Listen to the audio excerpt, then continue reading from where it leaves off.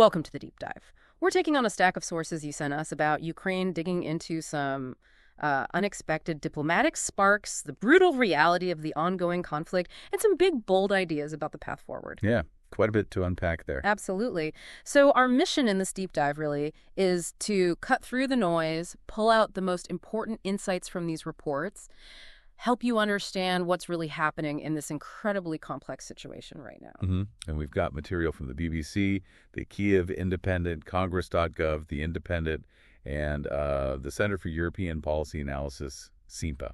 Quite a range. It is. Okay, let's jump right in with the first major thing that, well, it jumped out from these sources, a truly extraordinary moment. Happened right there in the White House Oval Office. Right, the meeting. Exactly. The reports describe this meeting between U.S. President Trump, Vice President Vance, and Ukrainian President Zelenskyy. And based on the details, it was, well, tense seems like an understatement. Yeah. According to the sources, Vice President Vance reportedly accused Zelenskyy of being disrespectful to the U.S. Then President Trump, the reports say, urged Zelenskyy to make a deal with Russia or we are out. Wow. Pretty direct. Very direct. And it apparently escalated from there, Trump accusing Zelenskyy of gambling with World War III for, pushing back against ceasefire ideas with Putin. Goodness. And the account suggests Zelenskyy was eventually told to leave the meeting early, just asked to leave. Yeah, and what's striking about this, looking at the sources, is the context, right? Yeah. Zelenskyy's trip. It wasn't just a casual visit. He had several stated goals. Like what? Well, pursuing a potential mineral riches deal with the U.S., trying to convince Trump not to side with Putin, which is obviously huge, and discussing security guarantees for Ukraine. Okay, so big stakes for him. Absolutely. Yeah. And this very public confrontation happened right after that prior Trump-Putin phone call. Remember, Trump had said talks would immediately start. Right, I recall that. But Putin himself was apparently more cautious. There was mention of a memo about just possible future peace. So the backdrop was already complicated. Okay, so Zelenskyy walks in with these objectives, maybe expecting one thing, and gets this. And here's where it gets really interesting. Based on the sources you shared, the reactions, both here in the U.S. and internationally. The BBC, for instance, they interviewed several American voters, and their responses, wow, they really show how divided people are in this whole thing. Yeah, you really see the split. Opinions were just all over the map. We saw some Republican voters, like Christopher Carey. He expressed frustration with both leaders, actually. Felt Zelenskyy was maybe arrogant or didn't quite handle Trump right. Interesting. Yeah. But did he still support Ukraine? Yeah, that's the thing. Even with that frustration, Kerry still believed the U.S. should back Ukraine. He seemed to get Zelenskyy's point that, appeasing Putin affects everyone, not just Europe. Right. And then you had the contrast. Exactly. Democrats like Kat O'Brien. She sounded deeply troubled. Says she felt ashamed watching it, felt Trump and Vance were just steamrolling Zelenskyy and not letting him speak. Strong words. Yeah. She called their behavior selfish, rude, callous, lacking empathy. Said she was terrified for Ukraine after seeing that. A real sense of dread, it sounded like. Understandable reaction from that perspective. Then there were other Republicans with different takes. Kim Pelletier, she felt people needed the full context, to understand maybe where Trump's frustration came from. Okay. She argued the war probably won't end the way Zelenskyy wants, and she actually gave Trump and Vance a lot of credit for how they handled it. Saw it as a signal, maybe, to make Putin behave. So seeing it as a strategic, tough approach. Sort of, yeah. And then from an independent perspective, John Carroll, he was just disgusted. Said, you just don't talk to a head of state like that, even if you disagree. Full stop. Regardless of the politics. Exactly. And he wanted much stronger U.S. support, not just aid, but military assets, planes, maybe even boots on the ground. He called Putin a bully, said you have to stand up, punch them in the mouth. Very forceful stance there. It was. And it wasn't just older voters either. Ali Rastrelli, a younger Republican Trump voter, she said she wants to help Ukraine, but there's a limit, right? Especially with problems at home. The domestic angle. Yeah. She thought Zelenskyy had reason to ask for more, but maybe did it the wrong manner, especially in public. And she didn't think Trump and Vance's reaction was necessarily wrong. Maybe not perfect, but not bad. A more nuanced view, perhaps. Seemed like it. Then Ryan Rodriguez, a California Democrat, he was taken aback by what he called the arrogant stance. Felt it sounded like the U.S. leaders were more interested in a deal or profit. The transactional aspect. Right. He said Ukraine needs allies, not, trade partners looking for a bargain. Emphasize world leaders need to stop letting Putin dictate the terms. A call for principled leadership. Yeah. And finally, even a Republican supporter, Jim Sullivan, he supported Trump but called the behavior in that meeting the wrong move, embarrassing. Said he'd never seen anything like it in the Oval Office. Wow, even from a supporter. Exactly. He felt the facts of the war. You know, Russia invaded Ukraine. Russia is the aggressor. We're getting lost in the personalities. Found the leadership style not productive. So just this incredible spectrum of reactions, isn't it? Just within the U.S. electorate. Right. Reflects really deep divisions on the diplomacy, the strategy, everything. Totally. And the international reaction. Just as split, though maybe more along predictable lines, I guess. Well, yeah. Unsurprisingly, Russian officials seemed quite pleased. Dmitry Medvedev, for example, called it a strong slap on the wrist for Zelenskyy, using some pretty harsh language. Yeah, I saw that quote, cocaine clown. Right. And Maria Zakharova praised Trump's restraint while also calling Zelenskyy a scumbag. So very positive from their side. Okay. And the Europeans? Largely the opposite. Mostly standing in solidarity with Ukraine, often criticizing Trump's comments, especially that gambling with WWIII line. Which countries? Oh, the sources mentioned a whole list. Germany, Norway, Denmark, Sweden, Finland, the Netherlands, Poland, Spain, Portugal, the Baltics, Estonia, Lithuania, Latvia, Moldova, Luxembourg, Croatia, Romania, Austria, Belgium. Even New Zealand weighed in, showing support for Ukraine. So broad European backing for Zelenskyy there. Generally, yes. But there were exceptions noted. Italy's deputy prime minister and Hungary's prime minister Orban, they were mentioned as being more aligned with Trump's stance on this. Right. Orban's position isn't too surprising there. Wow. So that one meeting, it really just pulled back the curtain on how much disagreement there is globally about the path forward, maybe even the basic facts, depending on who you ask. Definitely stirred things up. A lot of different reactions. Okay, so that was the diplomatic storm. But meanwhile, on the ground, the war, it didn't pause, did it? Right. Not at all. The sources you shared highlight some really intense recent events, particularly what was described as the largest Russian air attack since the full-scale invasion began back in 2022. The largest since the start. When was this? This was reportedly May 25th, 2025, and it was massive. Sources noted Russia launched over 360 aerial weapons missiles, UAVs, drones, the whole arsenal, seemingly. Over 360. Good grief. Was it focused on one area? No, that's the thing. It was widespread. Strikes hit 22 locations across 13 different regions in Ukraine. Really broad. And the impact. The human cost, as reported, was just horrific. At least 12 people initially reported killed, then later reports said 13. Tragically, that included 3 children from the same family, aged 8, 12, and 17. Oh, no. Yeah, and more than 60 injured. 80 residential buildings damaged, 27 fires broke out. Ukraine's internal affairs minister called it a combined, ruthless strike aimed at civilians. Just deliberately targeting civilians. That's what the Ukrainian minister asserted. One resident apparently described their village outside Kiev looking like Bakhmut or Mariupol, utterly devastated. Homes burned.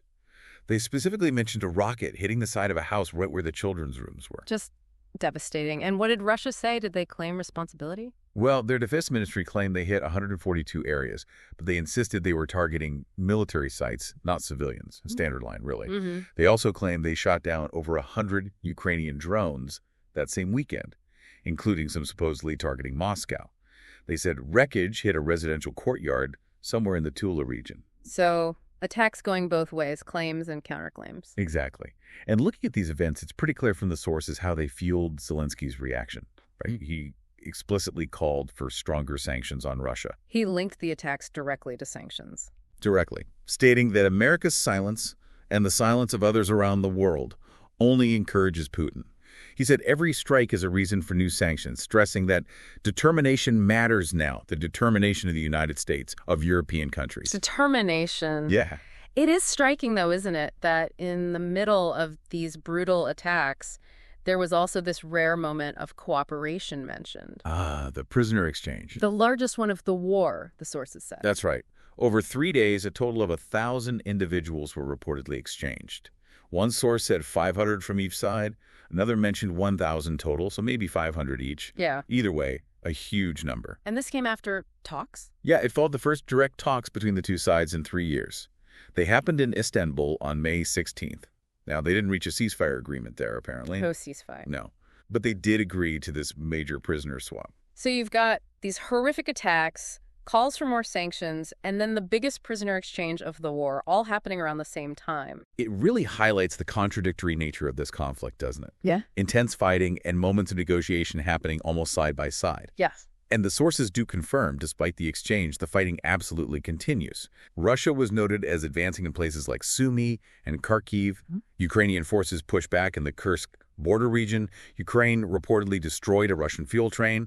The battlefield is still very much active. Okay, so we've seen the diplomatic friction, the devastating attacks, the complex reality on the ground. This really brings us to the bigger strategic question that the sources grapple with. How do the U.S., Europe, and Ukraine navigate all this? What's the state of support? What are the paths forward being proposed? Well, the Kiel Institute data gives us a snapshot, right? Updated through February 2025, reported in March.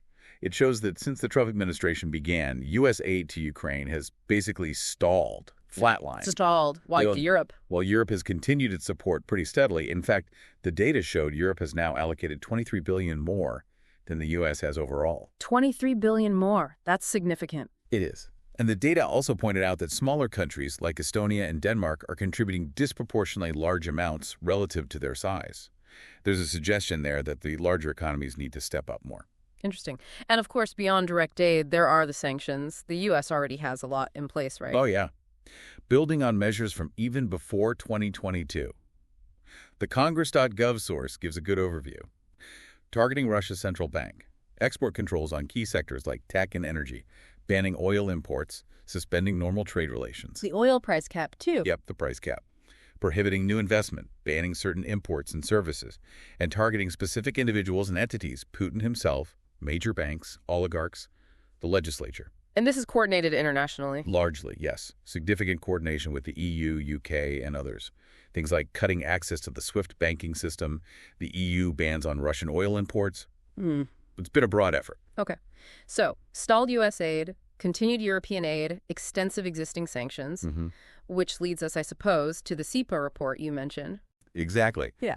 This report, which came out of discussions back in fall 2024, makes a really strong argument. They say that transatlantic alliance's support up to that point had been too little and has come too late. Too little, too late. That's blunt. It is. And they argue this hasn't just left Ukraine vulnerable, but has actually, in their view, emboldened Putin. Emboldened Putin. How do they figure that? What's the logic there? They suggest that what they call U.S. and European self-deterrence, basically, holding back support or restricting how aid is used out of fear, often fear related to Russia's nuclear threats, sends a dangerous signal. Yeah, it's signal. That nuclear blackmail works. Right. And they also believe it conveys a kind of indifference to the suffering of Ukrainians living under occupation. Wow. So our own caution is seen as weakness. That's their argument. And because of this history, they see 2025 and the new U.S. administration as a really crucial opportunity to turn the page, as they put it, to adopt a much different, stronger approach. Okay, so if the current approach is too little, too late, and emboldens Putin, what do they propose instead? What's the alternative? Well, CEPA's core argument boils down to this. They see Putin himself as the main obstacle to peace because of his maximalist demands. Maximalist demands, like? Things like demanding regime change in Kyiv, insisting on a permanently neutral Ukraine, demanding international recognition of his illegal annexations, and wanting all sanctions lifted. So basically demanding Ukraine cease to exist as a sovereign nation in any meaningful way. That's exactly how CEPA frames it. They see these demands as aiming for the destruction of Ukraine's existence as a sovereign state. And because of that, they argue these demands must be non-starters in any negotiation. You can't even begin to entertain them. Okay, total non-starters. But do they see any way to pressure Putin? Does he have weaknesses? They do acknowledge his position might be weaker internally. They cite things like inflation in Russia, the incredibly high casualty rate. One source mentioned estimates over 700,000 casualties, maybe 1,500 losses a day. 1,500 a day? That's staggering. It is. But, and this is the key point for CEPA, despite any internal strain, they see absolutely no sign that Putin is interested in ending the war on any terms the West could possibly accept. So even if he's hurting, he's not changing course? Not according to their analysis. Therefore, their conclusion is clear. The Allies must present the prospect of severe, unavoidable consequences to force a shift in his thinking. Make the cost of continuing too high. Precisely. Yeah. And I also argue that this kind of strong pressure on Russia has a ripple effect. It weakens other authoritarian allies like China, Iran, North Korea, who rely on projecting strength and seeing the West as hesitant. That makes sense. If Putin's demands are off the table and he won't budge willingly, then leverage is everything. And the SIPA report, it doesn't just criticize, right? It actually proposes a plan. Oh, yeah, it's very concrete. A 7-point plan for sustainable peace in Ukraine. It lays out a whole strategy. Okay, let's walk through it. 7 points. What's point 1? Point 1 is maximum pressure. The idea is simple. Negotiate from strength, not weakness. And what does that mean in practice? For them, it means NATO membership for Ukraine cannot be a bargaining chip. It's off the table for negotiation. And permanent neutrality for Ukraine, unacceptable. They even suggest that if Russia escalates further, allies should signal accelerated NATO integration for Ukraine as a countermove. So doubling down on Ukraine's Western future. Okay, what about the actual war? Point 2, military pressure. Yeah, this is absolutely central to their plan. They call for providing immediate military support to Ukraine, crucially, without caveats. Without caveats, meaning? Meaning no restrictions on how or where Ukraine used the weapons provided. The goal is to significantly attrit Russian forces and improve Ukraine's position on the battlefield before any serious talks begin. What kind of support are they talking about? The report lists specifics mentioned across sources.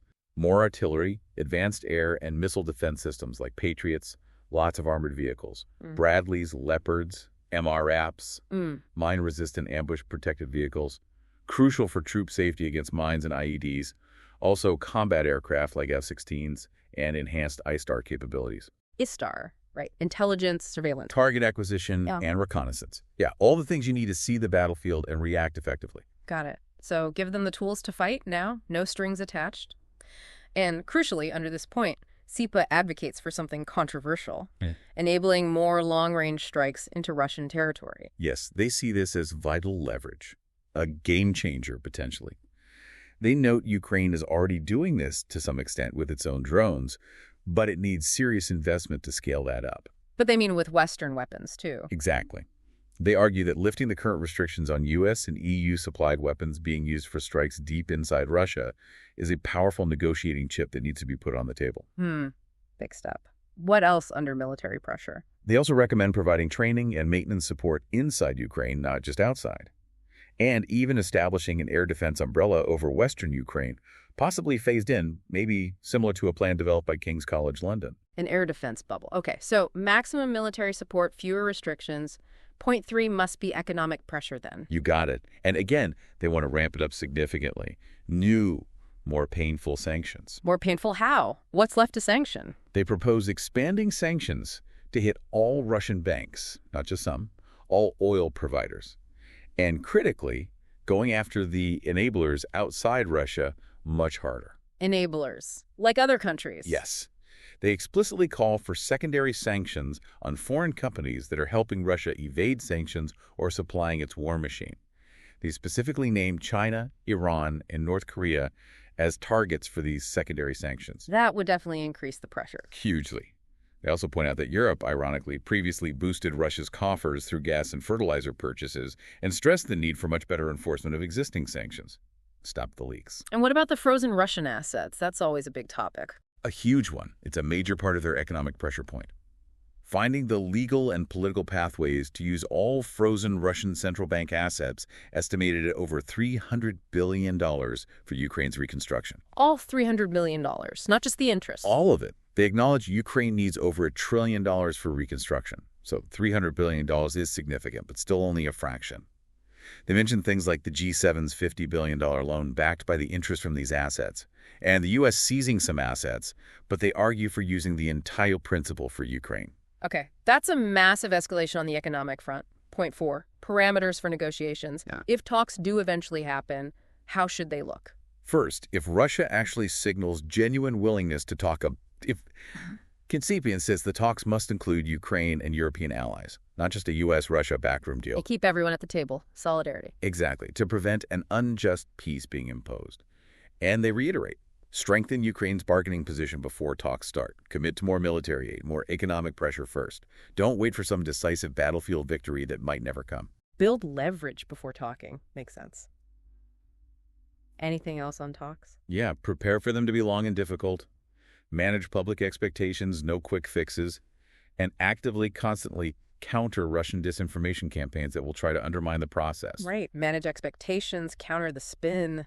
Sounds tough. Okay, point 5. What about a ceasefire enforcement, if they get that far? Good question. If a ceasefire is agreed upon, SEPA proposes establishing a European-led coalition of the willing. This coalition would deploy an international force on the ground to physically defend the ceasefire line. Boots on the ground. International forces. Yes, an international stabilization force, European-led.